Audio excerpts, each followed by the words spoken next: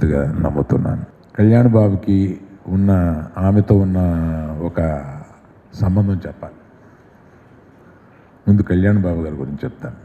Kalyan Babu cinema యాక్టర్గా కాకముందు మామూలుగా ఖాళీగా ఉంటున్న రోజుల్లో ఆమె కళ్యాణ్ బాబుని కళ్యాణి అని పిలిచేది. బాబు కళ్యాణి చక్కగా ఉన్నావు, నువ్వు సినిమాల్లో చేయొచ్చు కదా అంటే, నాకు ఇబ్బంది అండి, నాకు సిగ్గండి ఏదో చెప్పేవాడు. కాదు నాయన, నువ్వు సినిమాల్లో చేయాలి కళ్యాణ్. ఇది కళ్యాణ్ బాబు గారు కూడా ఒక స్పీచ్లో చెప్పారు. అది మీ అందరి దగ్గర ఉండే ఉంటుంది. ఆయన్ని సినిమాల్లో చేయాలని చాలా ఎంకరేజ్ చేస్తూ నన్ను కూడా, ఎరా చక్కగా ఉన్నాడు, కళ్యాణ్ని పెట్టు సినిమా చేయాలి కదరా అని ఇట్లాగా కళ్యాణ్ని ఎంకరేజ్ చేసిన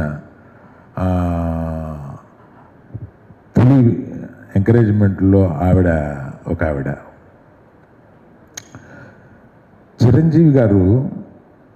ఎంతటి పెద్ద స్టార్ అయినా, ఎంత మెగాస్టార్ అయినా కుటుంబ సభ్యుల దగ్గర ఆయన ఎట్లా ఉంటారో మీ అందరికీ తెలియంది కాదు, కొత్త కాదు.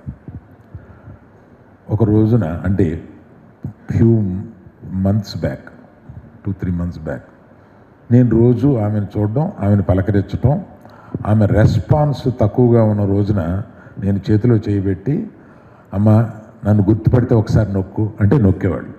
అంటే నన్ను గుర్తుపట్టిందనమాట.